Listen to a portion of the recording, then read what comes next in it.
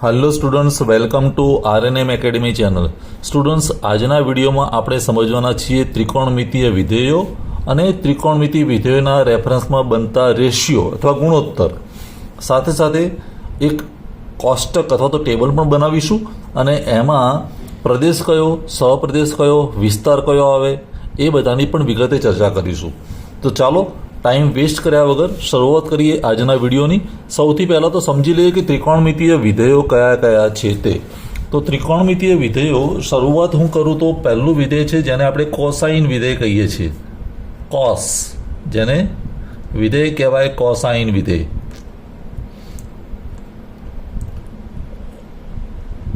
એવી રીતે બીજું વિધેય છે સાઇન વિધેય. ત્રીજું વિધેય છે ટેન વિધેય, ટેન્જન્ટ, ટેન. ચોથું છે કોટ. પાંચમું વિધેય છે સેક વિધેય અને છઠ્ઠું છે કોસેક.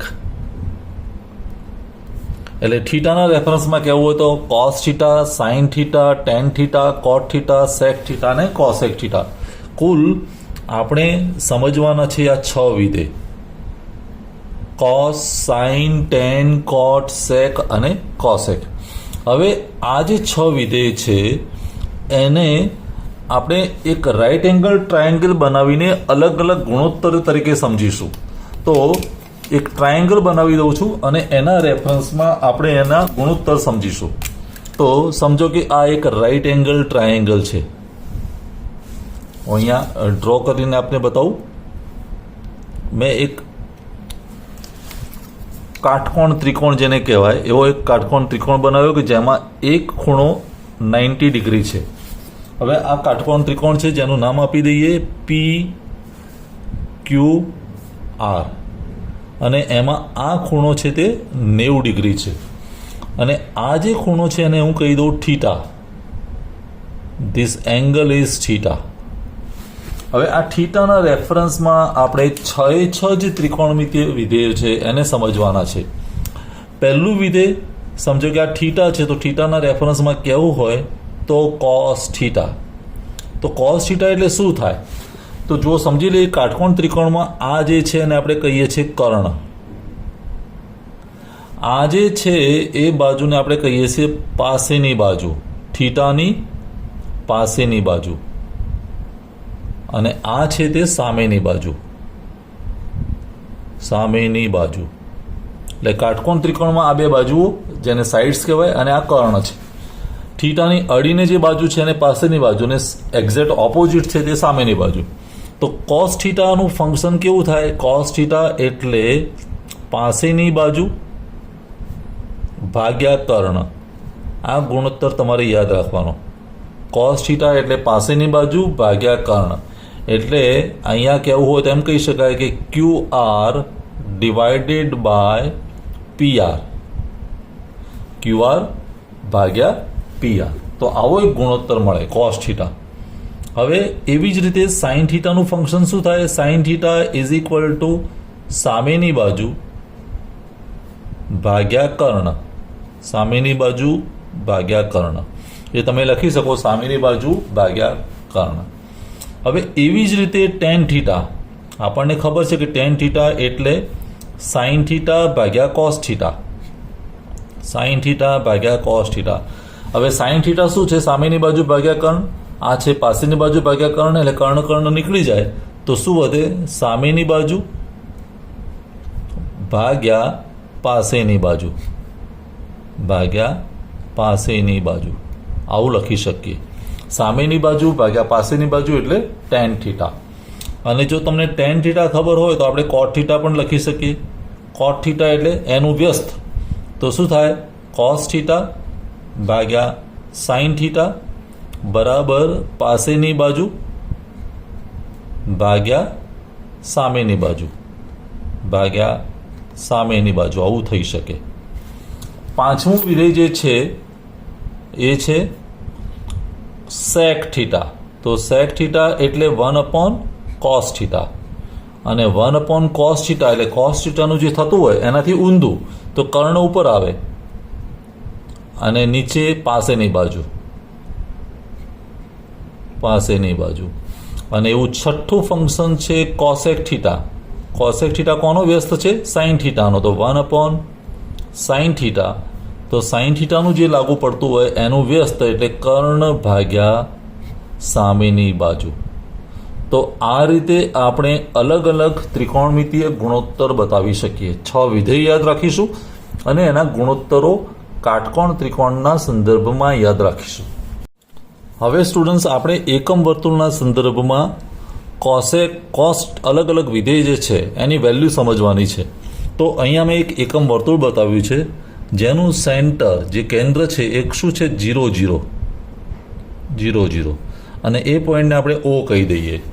અહીંયા જે છે તે એ, આ પોઈન્ટ છે તે એ ડેશ, આ પોઈન્ટ બી અને આ પોઈન્ટ છે તે બી ડેશ. હવે એ એટલે અહીંયા જે વેલ્યુ કેવું તો એક્સની વેલ્યુ 1 અને વાયની વેલ્યુ 0. અહીંયા એક્સની વેલ્યુ -1 અને વાયની વેલ્યુ 0. આ આપણે શીખી ગયા છે. અહીંયા ઉપર પણ એક્સની વેલ્યુ 0 પણ વાયની વેલ્યુ 1 અને અહીંયા એક્સની વેલ્યુ 0 પણ વાયની વેલ્યુ -1. આવી રીતે આપણે લખીએ છીએ. હવે એન્ટી ક્લોકવાઇઝ ડાયરેક્શનમાં જ્યારે ખૂણો આપણે લઈએ આ બાજુ, તો અહીંયા ખૂણાની વેલ્યુ તો 0 શરૂઆતમાં. તો અહીંયા તમારે રેફરન્સમાં કહેવું હોય તો π/2 થાય. અહીંયા આવે તો પાઈ થઈ જાય એટલે 180 ડિગ્રી. અહીંયા આવે તો 3π/2 થાય. આગળ જાય તો 4π/2 એટલે 2π કહેવાય. તો આ રીતે ખૂણો વધતો જાય. 0 પછી π/2 પછી 2π/2 એટલે π, પછી 3π/2 પછી 4π/2 એટલે 2π, હવે 5π/2, 6π/2, 7π/2, 8π/2 એમ ખૂણો આગળ વધતો જાય.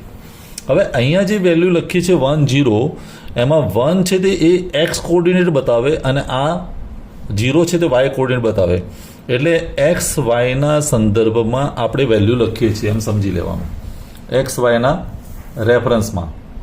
હવે તો એનો અર્થ શું થયો કે હું એમ કહી શકું કે એક્સ = કોસ થીટા અને Y = sine theta. In short જો કહેવું હોય તો એક્સ કોઓર્ડિનેટ જે છે એક્સ યામ, જેને આપણે શું કહીએ છીએ એક્સ એક્સિસ અથવા તો એક્સ યામ, એ તમને કોસ ફંક્શન રિપ્રેઝન્ટ કરે અને વાય અક્ષ જે છે તે વાય આમ છે તે સાઇન ફંક્શન રિપ્રેઝન્ટ કરે. એટલું યાદ રાખવાનું. એક્સ સાથે કોસ સંકળાયેલો છે અને વાય સાથે સાઇન સંકળાયેલો છે.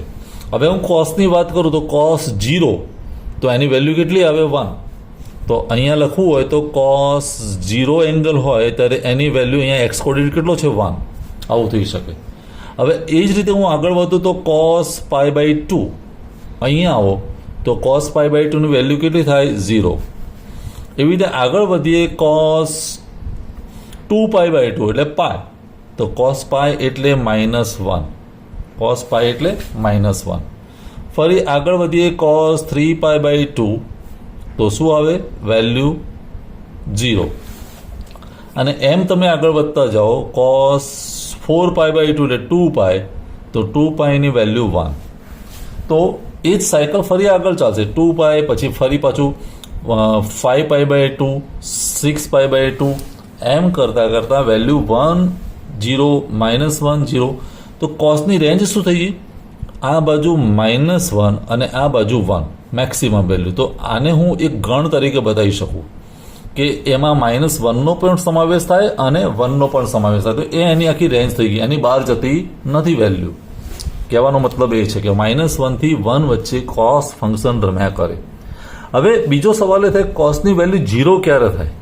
તો તમે 0 વાળા ફંક્શન અહીંયા જોઈ શકો. ક્યારે થાય? cos π/2 = 0. ફરી 0 ક્યારે થાય? cos 3π/2 = 0. હવે આગળ વધું તો અહીંયા cos 5π/2 એટલે 0 થાય. પછી cos 7π/2 એટલે 0 થાય. તો 0 થવા માટેની કન્ડિશન શું? તો એને આપણે કોઈક ફંક્શનમાં બતાવી શકીએ. તો એ ફંક્શનનું ફોર્મ કેવું થાય? 2k + 1 π/2. અને આમાં k ની વેલ્યુ કેવી હોવી જોઈએ? k belongs two z. આવું થાય. k k belongs to Z, ઉદાહરણ તરીકે કે ઝેડની વેલ્યુ હોય તો માઇનસ વેલ્યુ પણ હોઈ શકે, 0 પણ હોઈ શકે અને 1 પણ હોઈ શકે. સમજો કે કેની વેલ્યુ -1 લઉં તો શું થાય? 2 ઇન્ટુ -1 એટલે -2, -2 પ્લસ 1 એટલે -1, -1 મીન્સ -π/2. તો -π/2 એટલે તમે રિવર્સ ડાયરેક્શનમાં જાઓ તો આ -π/2 કહેવાય. અને એ -π/2 વખતે કોસની વેલ્યુ 0 હોય. સમજો કે હું 0 લઉં છું તો 2 ઇન્ટુ 0 એટલે 0, 0 પ્લસ 1 એટલે 1, π/2 તો cos π/2 એટલે પણ 0.